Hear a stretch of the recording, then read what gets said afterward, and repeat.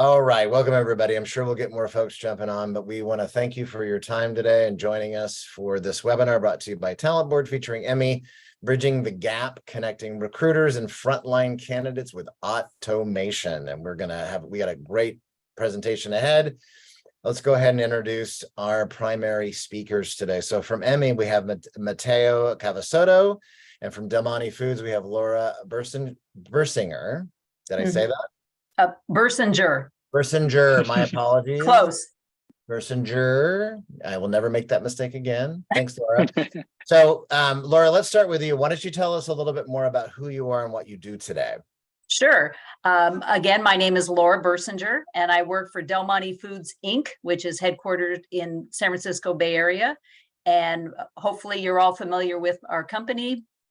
It's one of the largest producers, distributors, and marketers of our premium quality branded food products, primarily fruits and vegetables. Our brands include Del Monte, Contadina, and S&W, and we like to consider ourselves the original plant-based food company. So that's funny. It's true. It's true, right? I know, we were fruits and vegetables when they weren't I don't know. No, anyway. I get it. And by the way, and a big Central Valley company. I'm from Visalia, California. Oh, okay. So you're familiar with our Kingsburg plant. Absolutely, yes. Okay. Yeah. So I recently actually joined the world of HR after spending many years in operations and data analytics. Wow. And the reason that this topic is so close to my heart is because I am lucky enough to be part of a task force, and we have been asked to go and revamp our seasonal frontline worker hiring process. That's a mouthful. And every summer within the US, we have at least 3,600 seasonal roles that we need to fill. And in Mexico, we have 500 ongoing vacancies. So we've got 6 producing locations in the US and 2 in Mexico. And it is, as you could imagine, with that many employees that need to be hired in a very short time period, it is a recipe for a very large nightmare unless you have some kind of technology behind you. Oh, absolutely. Yeah. I couldn't agree with you more, Laura. Yep. Thanks so much for that introduction. And Matteo, tell us a little bit more about who you are and what you do today. Of course. Thanks, Kevin, for having me. Great, Laura, to share this space with you. So my name is Matteo. I'm one of the co-founders and the CEO at Emmy.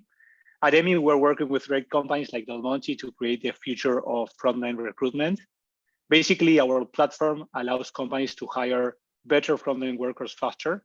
We know that hiring frontline workers at scale, it's a challenge, but also it's critical for the business of many, many industries.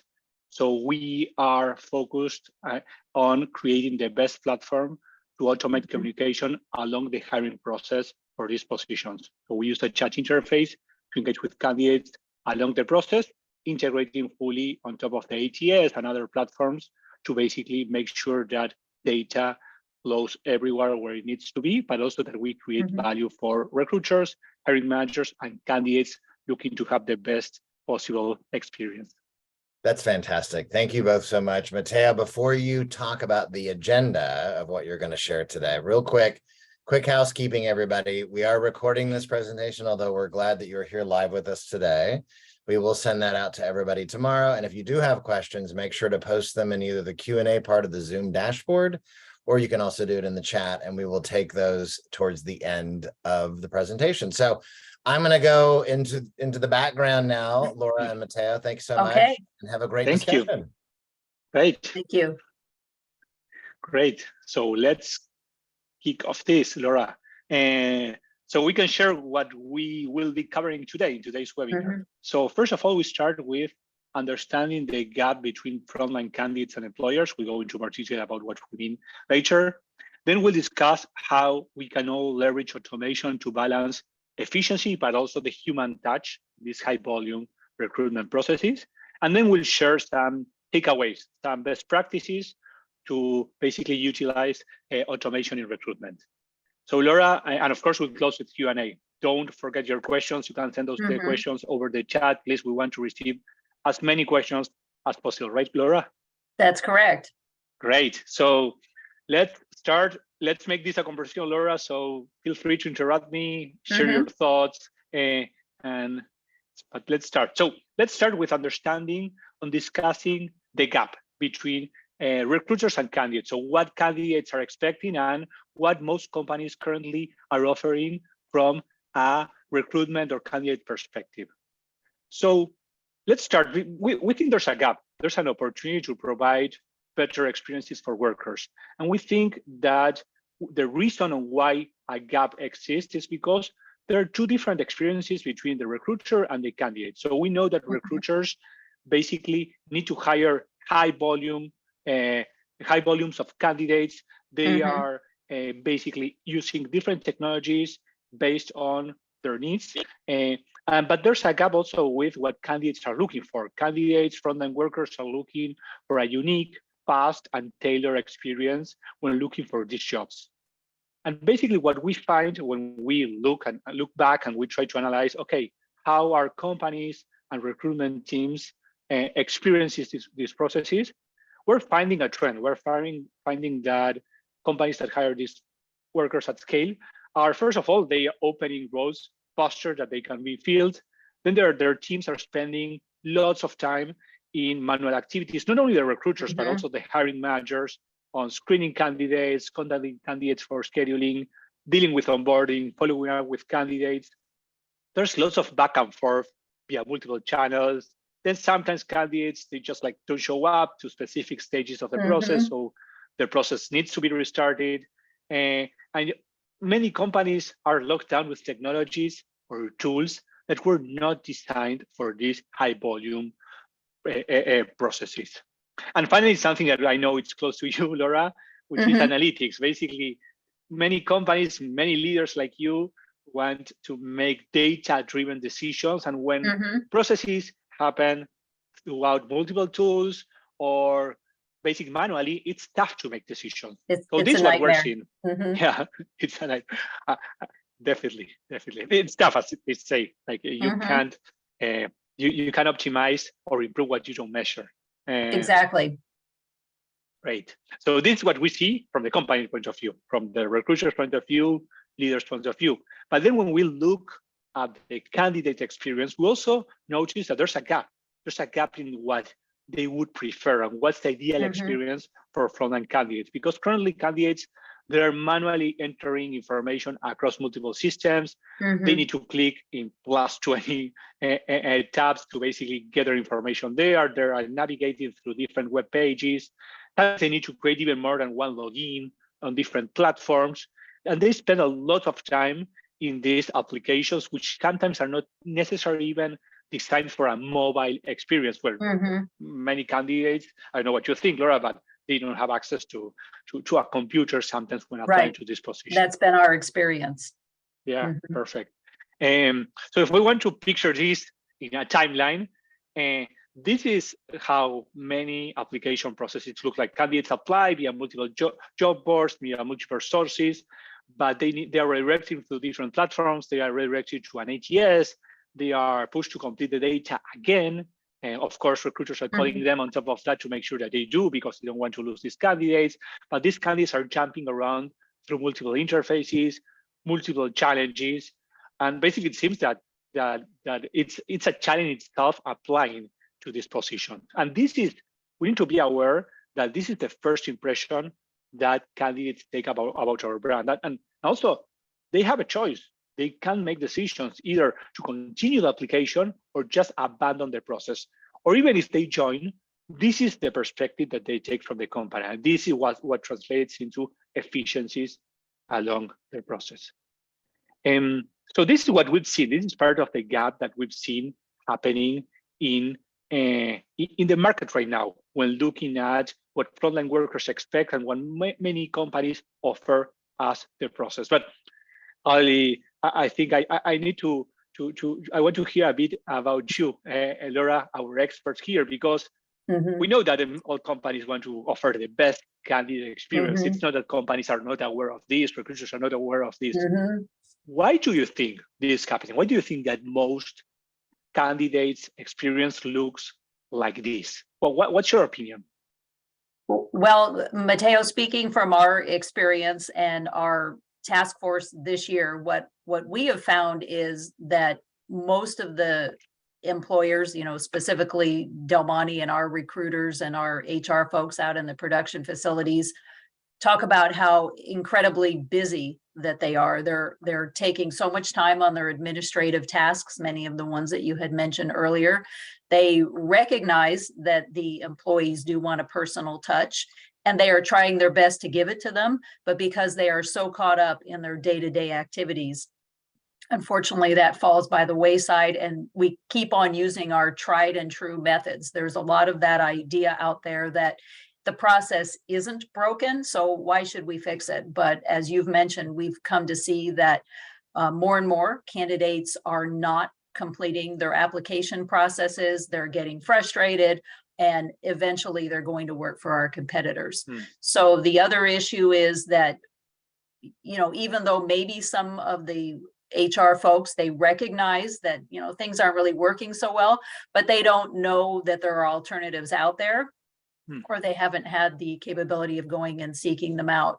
And one of the biggest issues that we found is that even though there is technology to help, there is that belief that we know our candidates best. These are our employees that have come back year after year, and we know that they're not going to adapt to new technology. So we kind of have that back and forth type of thing, but it is especially important nowadays that we take interest in the candidate experience, because as the demand for these candidates grow, and it is definitely growing, we've got a lot of competition. It's very easy for these candidates to just go and work with someone else, someone who will offer them the experience that they crave. Yeah, that's great. Thanks for sharing those learnings. And I totally agree with you. It's not that companies, recruiters don't want to offer the best possible experience. The day-to-day, it's crazy. They need to call candidates to make sure that they are completing the application, screening, scheduling, dealing with back and forth of collecting availability from hiring managers, and even going a bit off track. I when we started the company, even now that when I talk to recruiters, we try to understand how to improve the product. I always ask, like, why did you join this profession? Why are you doing this? And they really care. They all care about creating opportunities for people. Yes. And I feel frustration when they need to spend most of the time maybe in admin tasks or repetitive low value added tasks. It's not that teams don't want. So I think we're on a mission on enabling HR professionals to fulfill the real mission on why they join this profession. Right, as opposed to all the manual processes. And that was our feeling. There has to be a better way. So that was why we undertook our quest to do things in a better way for both the employee or the prospective employee and the recruiters. There's no other way. You can improve one without improving the other one. Like, it's like a two-sided coin. Definitely, I agree with you. Great. So let's jump then into how we can close this gap, and we'll discuss automation and how to balance efficiency, because as we mentioned, like, we need to run efficiencies, we need to run a business. HR teams, talent acquisition teams need to hit their numbers, but also relationship building and the human touch. It's really, really, we believe it's really, really important. Technology is here to empower humans, not replace humans. But before talking about the solution, the technology, what we know about this solution, let's talk about maybe more specifically what candidates care about. What do we want to achieve with technology? Because we are not here to push technology for the sake of technology, but to provide value. Laura, in your opinion, if we put ourselves in the shoes of candidates, what do they care about? Yeah, thanks, Mateo. So based on what we've seen in both the US and Mexico, that frontline candidates are really interested in the ease and speed of submitting their applications. We found that many, as you've mentioned, never even complete the process because it is just way too complicated. And then as a result, we have, they're not able to complete it on their phone. It's not in their native language. It's just way too complicated. We found the research shows that 66% of the applicants are completing their forms on their phone. I would say that for our purposes, it's much higher than that. Very few of our candidates actually have access to a laptop or desktop, that type of thing. They are almost 100% on their phone. So finding a mobile friendly application is really essential for us. And we've also found that the abandonment of the standard application, like almost immediately, they lose interest. It's too complicated. You know, they don't want to go through with it. So our advice in that area is just keep things very short and very simple to achieve the requirement for ease and speed. The other thing that these frontline candidates are looking for is really a quality interview process. They want someone to be respectful of their time. They want easy interaction, and they want quick responses and frequent interaction. And if you aren't providing that, they will go to your competitor. And we have found that because we are producing, you know, fruits and vegetables, and in those areas where we're at, you know, definitely there's other people producing the same thing. And if we are not meeting the need of the quality interview process and being respectful of their time, we have found that the candidates, they'll just go and work for someone else. And so the candidate experience is definitely a competitive advantage for us.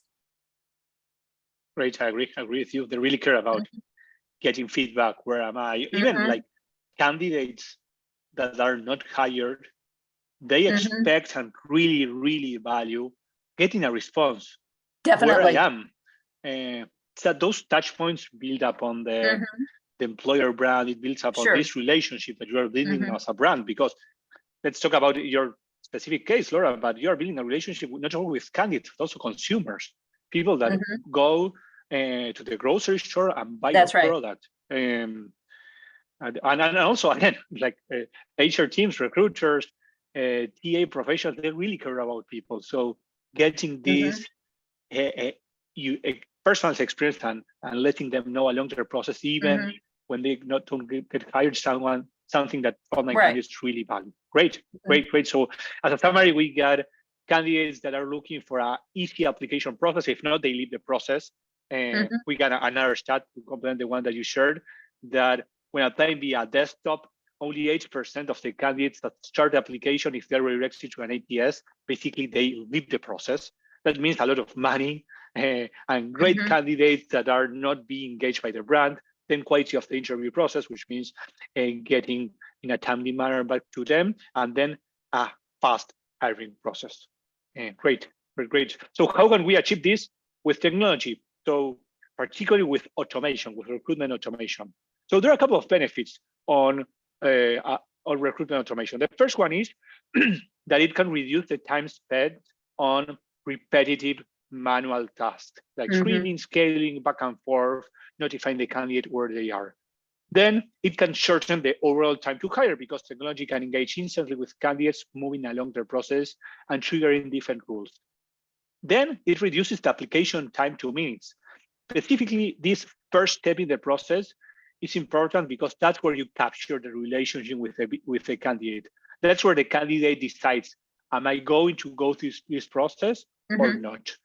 And then with recruitment automation, you can meet candidates where they are. Laura, you just said but most candidates don't apply via the computer. They don't even own a computer, right? That's right. So not why our are candidates, at least, no.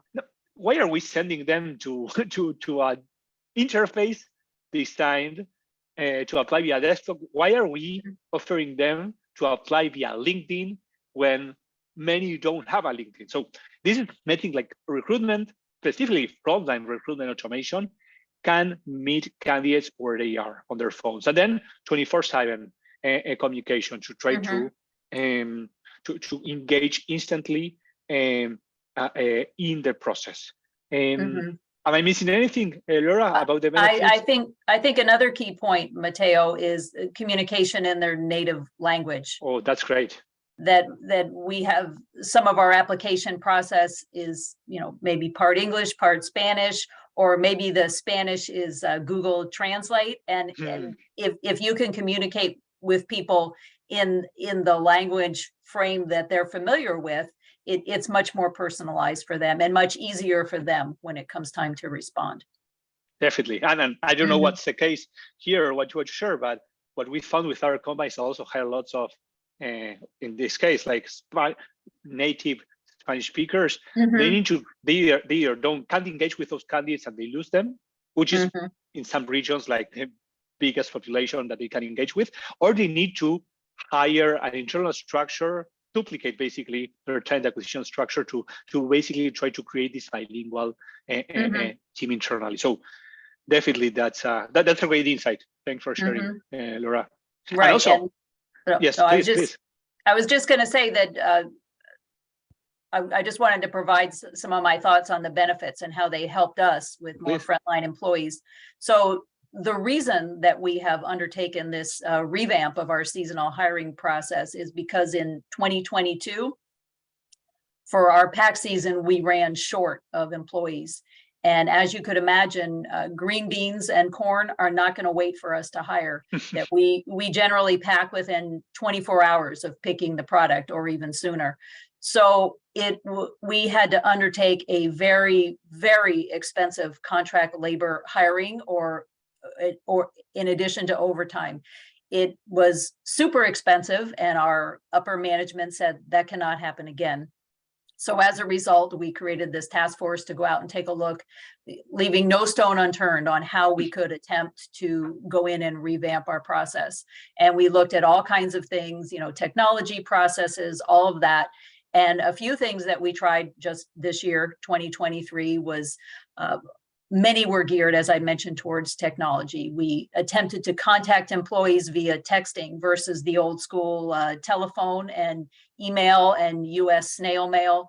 We used landing pages. We looked at converting paper documents at onboarding to e-documents. And then finally, the usage of the virtual assistant for screening, interviewing, tracking, communicating, that type of thing. And we have had incredibly favorable results. And as an example, just yesterday, our fruit cocktail season started in one of our California locations.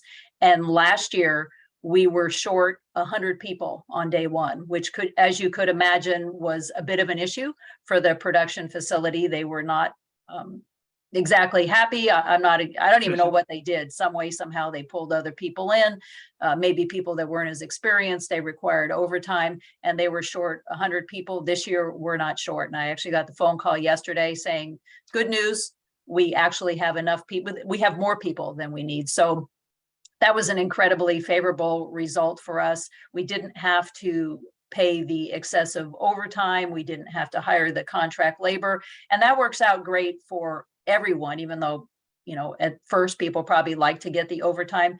By then they're just, they're worn out. So very favorable results. Great. That's great. Thanks for sharing, Laura. That's definitely great. But we know that's great. I think this was a good summary of Frontline recruitment automation benefits. I could keep going. If we have time, probably get into it later. But we know also that when implementing a new technology or changing our process, there are always risks or perceived risks, but that's a reality.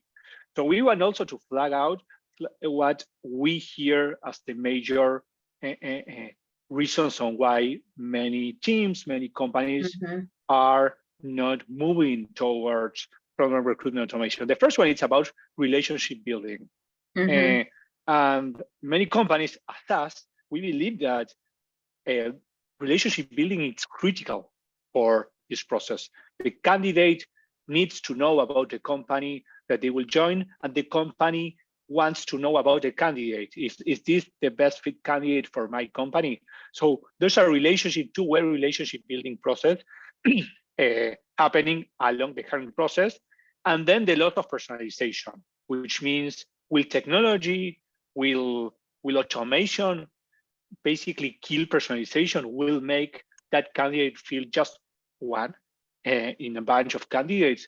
And at least our experience is that it's the contrary, because on replacing relationship building, a conversational interface like Emi allows a two-way conversation.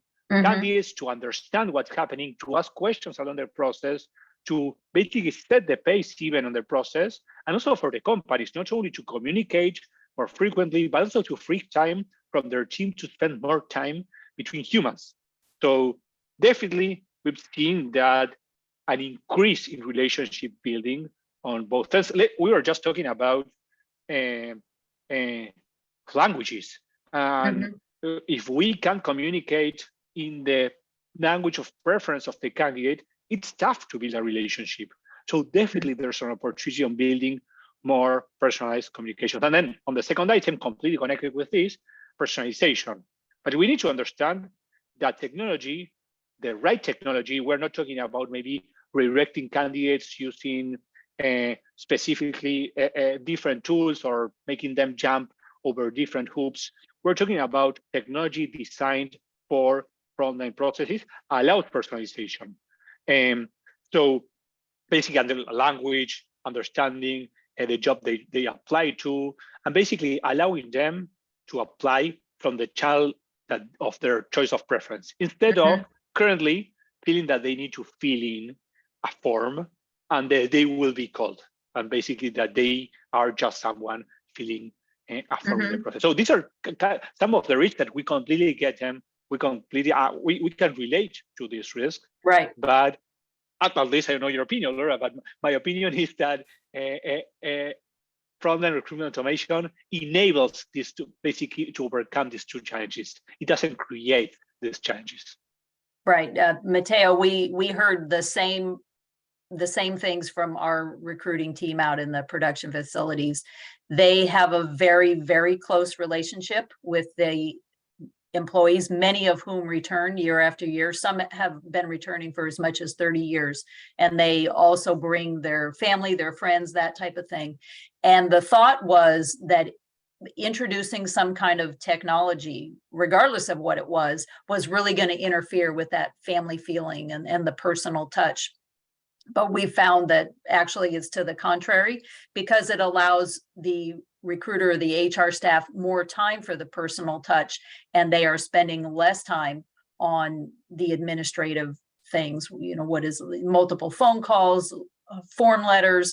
It causes less confusion on the part of the employee or the candidate, because there's more clarity in the messages, and they aren't getting emails or snail mail or whatever the case may be. The other thing that we have been told many times is that the candidate, they're not going to embrace this technology. They don't know how to use their phones. They're not going to use it.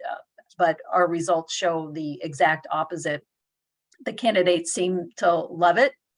Surveys show that they actually do. And that we get responses in all hours of the day and night. Many of our candidates are migrant workers coming from Mexico, and it's great that they can respond whenever, if they're in a different time zone, doesn't matter, that they can respond. They don't have to worry about, historically, we had them calling someone's voicemail and the voicemail would get full. And this way they just go right through. They don't feel like their responses are lost somewhere. And then finally, I think maybe one of the biggest issues is that the job security of the people on the HR team. Of course, like everyone, they're worried. We bring in technology, we bring in AI. It's going to cause them maybe to lose their jobs. But what we found in just this very short time is those people that can actually effectively go in and embrace the technology. I'm talking about the recruiters of the HR team, and they can show good results. They're the ones who are going to be recognized, and the ones who lag behind, maybe not so much. So that's what we found. That's good. That's good. And I think you summarized correctly how with technology you could create, you could support that candidate connection by streamlining those tasks and basically keeping that communication consistent and active throughout the process, right? I think that was a great summary on these items. Great. What do you think, Laura, if we jump to some real, I think you've been already sharing some of your direct experience, but also that we share a bit of more detail about real world experiences on how automation can create benefits from the recruitment teams, for candidates, and also for the business outcomes of the companies that implement this automation. Let's maybe start with your case. You were already talking about this, but how does the process, or how does the results, and what are your main learnings about implementing recruitment automation beyond what you already shared with us? Okay, sure. Maybe repeating myself a little bit, but before Emmy, before we undertook some changes in technology, as we mentioned many times, the recruiters were spending just inordinate amount of times on manual tasks, screening, setting up interviews. I even have in front of me this horrible paper list, with highlights on it, keeping track of who showed up for an interview. Just and again, being a data person, it really blew me away, the kinds of things that people are still doing with, I say crayon and paper, but I was told not to say that. But when there's so many different ways. Also, the other challenge that we faced was low response rates to the communications and the app completion. Our HR teams were spending so much time just trying to get in touch with the candidates. It was unbelievable to me. Again, think about the sheer volume of people that we need to hire in a very short time, and the amount of effort that was taken just to communicate with these people, let alone to roll them through the process. So some of the solutions that we came up with was that we knew that we needed to optimize it in order to drive efficiency. We could not have another year like 2022.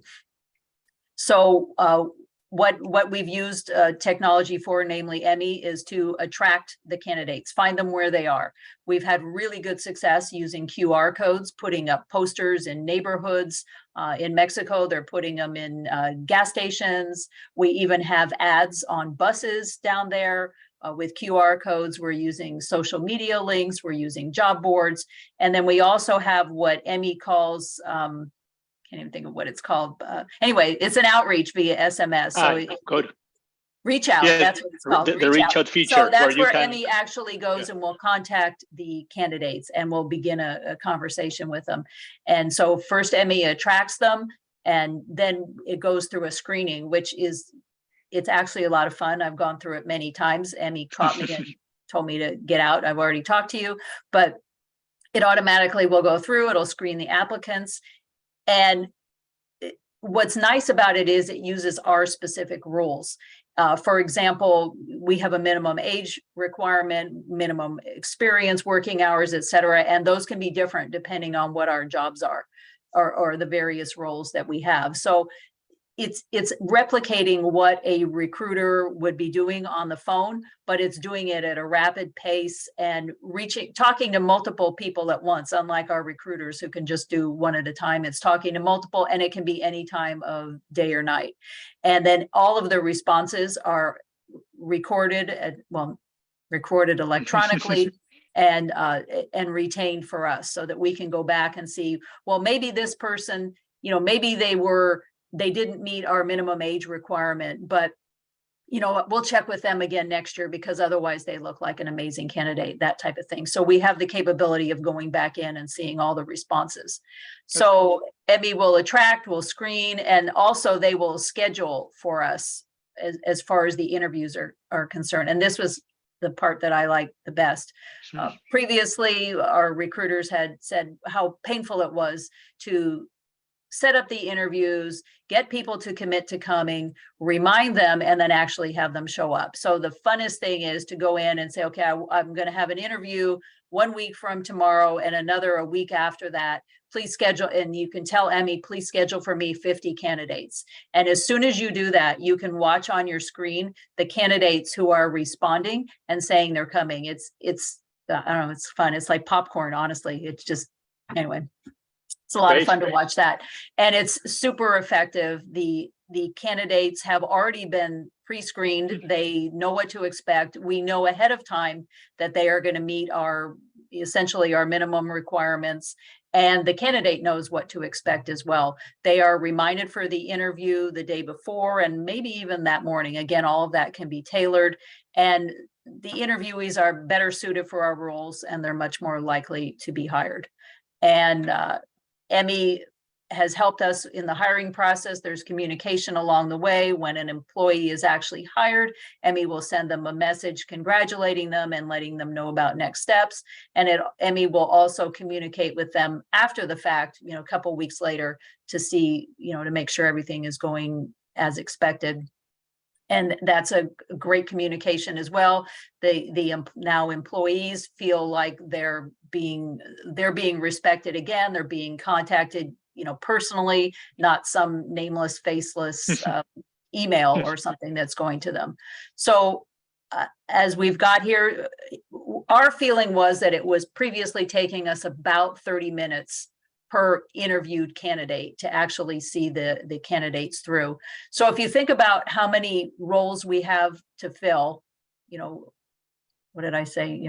Probably about 3,000 or 4,000 in a given year. If you multiply 3,000 or 4,000 times 30 minutes, that's, at least 2,000 hours. But I'm sure you all know that you have to interact with multiple candidates just to fill a single role. So it's been well worth it. And again, I talked to the recruiters yesterday, and they are just so excited about Emmy and the amount of time it saved, and the fact that it is kind of fun too. That's great. Thanks, Laura, for sharing. And definitely to accomplish these results, it's not only about technology. I think we got a great partnership going. It takes two teams to work really close with clear objectives and looking to make a change. And I think you and all the Del Monte team has been so forward-looking and to try to drive these results. Great. This is great. I think this is much more interesting than what I will share. So I'll go super fast about this, but definitely to show another example from another industry, we also work with Burger King that was hiring thousands of workers a year, also spending too much time on manual tasks, struggling to fill these roles fast, which impacted basically the revenue of each one of the locations, getting not the best feedback from candidates about their process. And this was a nonstop dynamic where always they need to keep hiring. By implementing Emmy and automating the process, they were able to reduce by a third the time to hire, and they were also were able to grow the candidate application space because they got lots of interest. It's a great brand, but if you're redirecting candidates between when they show interest to multiple interfaces to basically push these workers to fill in an application, you are losing a lot of candidates in this case, and we're able to grow the funnel by 4x, and then we were able to increase the attendance rate to the first interview. And so moving to maybe sharing some of the summaries, or one of not the summaries to wrap up because we'll wrap up later, but maybe what we've been discussing and what teams really value. I think I'll jump over directly to this, and I'll ask you then, Laura, about how your process looks like from a candidate perspective. Not about the detail that we discussed this, but from a hiring team perspective, as a summary of what we're discussing, we know that the teams value three things: speed, efficiency, and experience. Basically, speed to connect with candidates as fast as possible after the process, efficiency to be able to make this meet the candidates where they are, to basically improve all the conversion rates along the different stages, and also to improve the interview scheduling, not only between candidates and recruiters, but also we know that the dynamic with hiring managers, depending on the industry, it's a big challenge. If you don't have, for example, if you are scheduling interviews with hiring managers that are at a store or warehouse, maybe they don't have updated calendars. So that's a challenge on the back and forth. So that's why implementing tools like Emmy, which are designed specifically not only for candidates, but also for hiring managers and recruiters in these processes, it's important. And finally, experience. We know that HR, talent acquisition teams really care about the experience, candidate experience, measured in employer branding or NPS, and keeping candidates updated. They really care about this, as we were discussing before. Sometimes it's tough to be able to deliver these priorities with the day-to-day challenges that we face. And when thinking about the candidate experience, at the beginning of presentation, we showed a graph with all the hoops that the candidates need to jump to be able to apply. So I think this is how does the experience, the frontline career experience, in your opinion, needs to look like, Laura?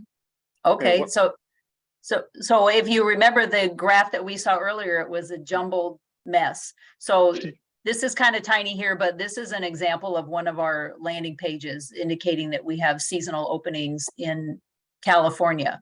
So what a candidate, all they need to do is there's actually it's hard to see, but there's actually a little button there that they would click and it would take them directly to Emmy. And the beauty of it is Emmy will communicate with them in one of three different ways: a standard SMS text, WhatsApp, or Facebook Messenger. So we found that I believe most use Facebook or WhatsApp, but this way it also gives them the opportunity to select whichever they want. As soon as they click on Emmy, Emmy will ask them, what language do you want to communicate in? And whichever it is, it will jump immediately into that. And Emmy will start asking them questions. And again, those questions are based on what more or less a script that we have created. And it is essentially the same thing that people would actually have done historically if they had done pre-screening via the telephone. So it's not like we've come up with something different. It's the exact same process, only it's automated.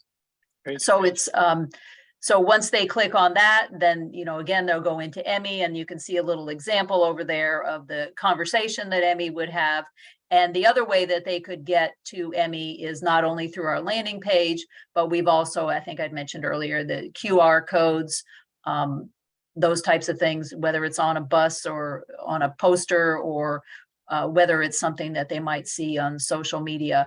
And what we found is that we have more qualified, informed candidates, and that gives us more qualified, informed, and loyal employees, which is what we're actually ultimately looking for. Great. Thanks for sharing. That's great. So lots of things to discuss. So to wrap it up on our top discussion points, I think the first one was that leading frontline employers like the Del Monte team want to connect with more consistently and effectively with candidates. Also, that traditional recruitment processes create unnecessary barriers and loss of candidates and impact in the business. And finally, that frontline recruitment automation is essential to fill roles fast and with best fit candidates in high volume hiring environments.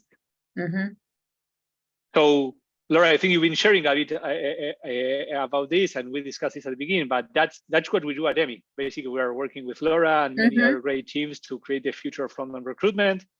Emmy is a platform that sits on top of the ATS, job boards, and other platforms. We are not replacing the ATS. We are not an ATS platform. Basically, Emmy allows to automate communication with candidates by also triggering internal communications, or, for example, taking care of the back and forth with hiring managers in the onboarding process, and blocking when candidates get stuck in onboarding steps like I-9 verification, background check, even helping the candidates navigate the pre-boarding stages and following up to make sure that they show up. So we use a chat interface because we believe that's the interface that mostly frontline workers choose. And we are on a long-term vision to invest in the frontline recruitment space. So we'll keep investing and growing our product around these particular use cases. And we can't do it alone.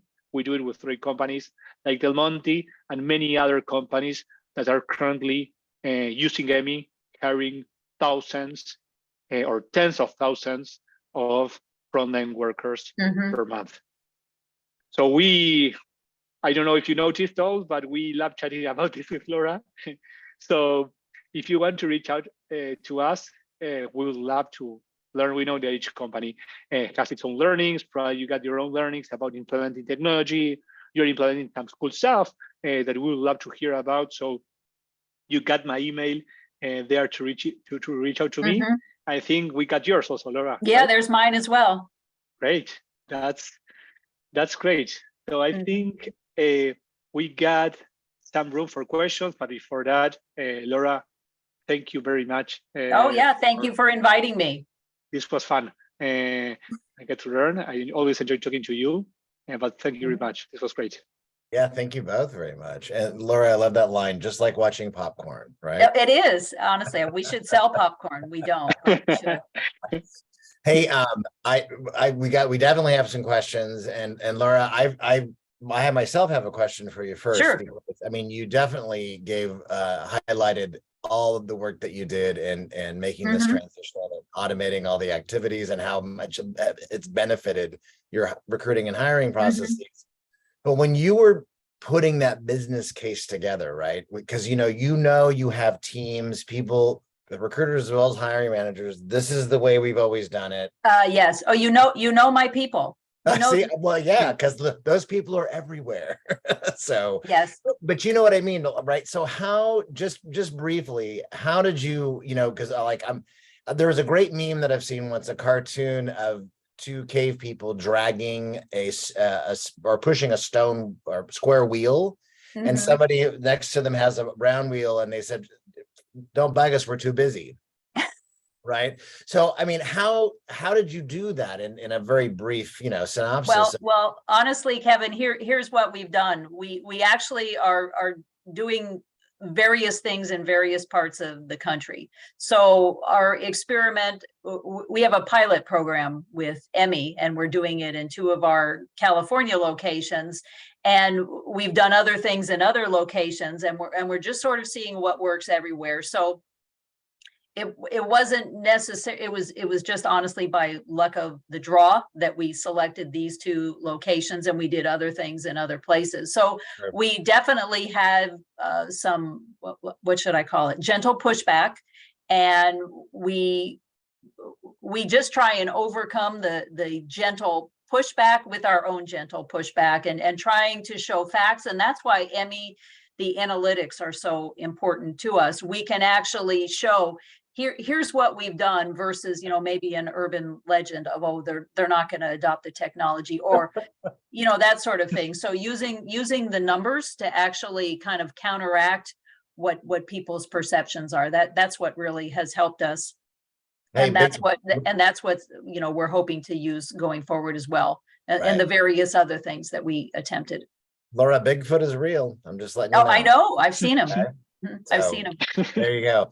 So, Matteo, how does Emmy, and I guess Laura, you could answer this too. How do you define frontline? And are we talking the same thing as hourly high volume hiring? I assume. Yeah.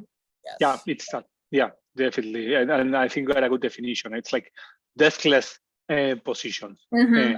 Definitely deskless and no office phone. And for us, it's all the people who work in the production facility. They're the ones putting the tasty fruits and vegetables in the cans. They're putting the labels on them. They're packing them up in pallets and loading them on the trucks to get them to your store and ultimately to your cupboard, Kevin. And you're making me hungry, so please, it's almost like almost lunchtime here. So yeah. Pop open a can of lima beans. I know, right? Exactly. Actually, when you told me about the peach trees at the beginning, I remember on a hot Central Valley day eating a cold bowl of canned peaches and that juice. Oh, yes, heavy syrup. Oh, the heavy syrup. Oh yeah, that you cannot not have the heavy syrup. Here's another question, and Matteo, this is probably more for you too. How flexible can we move from a job description to another using AI? I mean, when positions are different, not the same. This is a great question. I think it's a great use case on how technology and Emmy can help with these challenges. So when it's tough, when we're talking about hundreds or thousands of hires a month, with multiple recruiters, multiple hiring managers, it's tough not to act in silos. It's tough not to basically understand and evaluate candidates based on what they apply to, based on the location they apply to. There's basically what Emmy can do and what technology can do in this case is it might help the companies redirect the candidate to the right position and to the right location. So if a candidate applies to job description, job position number 1, and they don't meet the criteria for that position, Emmy can't find another position inside of the company. But even more simpler, if a candidate is applying to a specific location, and there are no openings in that location, Emmy basically has a geolocation feature to try to understand where the candidate can live, and it can read from the ATS or HRIS where there are open requisitions to try to match that up. So we're not only helping companies make more efficient each dollar they're spending on attracting candidates, but also we are providing opportunities for workers, because we all want workers to get the best job for them. Sure. So this is helping people at the bottom line. Thank you for answering that.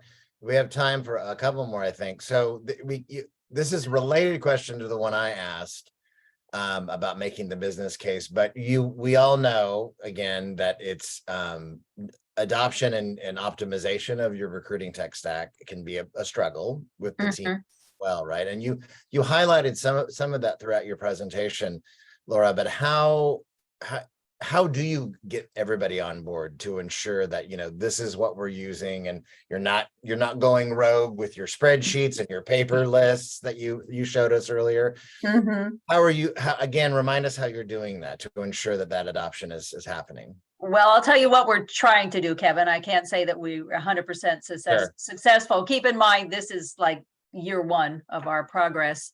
It's always a work in progress. Always. Exactly. So what we've been trying to do is to communicate frequently and a lot to let people know what it is we're trying to do, what it is we're hoping to accomplish, and getting people's buy-in from the get-go. And as you know, that's not always easy, particularly when people have their own tried and true methods.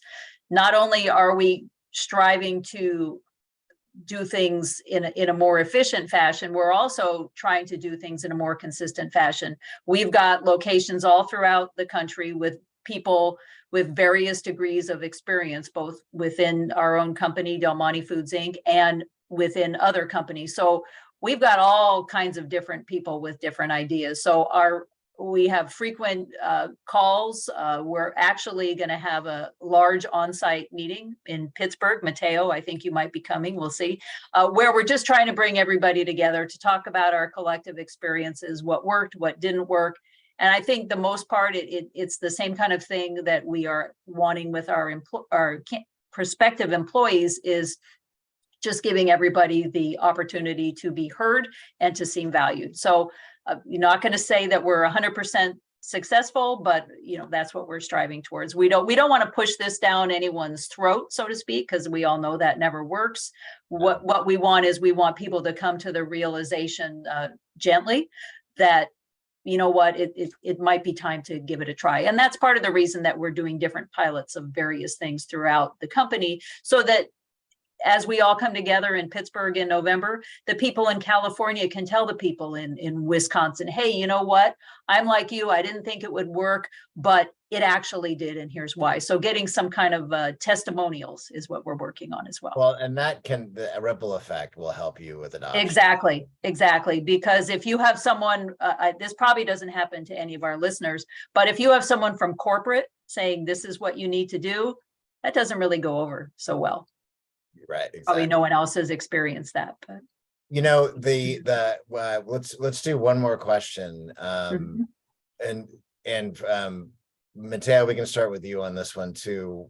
Do you have any tips about how to integrate recruiting automation into existing processes without disrupting the established workflow teams, right? And so tell really quick your perspective, and then Laura, if you want to add to it, you can. I think there are two quick tips. First one is, technology is a tool. So you need to choose which tool you want to use for each problem. And that's the first item. If you want to basically use a screwdriver to hammer a nail, right, it will be tough. So understanding, and that first, basically you need to understand what you want to accomplish with that, starting with a business objective. What's the efficiency that you want to drive? That's the first goal. But also we know that companies got multiple tools. So choosing tools that are easy to integrate so that you can basically switch if you need in the future platforms, but without disrupting the day-to-day of your users. I think that's critical. So if you're looking to enhance the recruiters and hiring manager experience and frontline workers, choose a tool that allows you to do that. But then if you want to change later the ATS, the HRIS, the background check provider, or whatever, the job boards, the sources, that allows you to do that. Because if not, you will be retraining recruiters, users over and over again. Yep. And that has a cost. Definitely. That's my Thanks, Mateo, very much. Laura, anything quickly you want to add? I would just echo what Mateo said, but I think the most important thing is to agree on what is the problem you're trying to solve. Yes. Get buy-in on that ahead of time. Agree.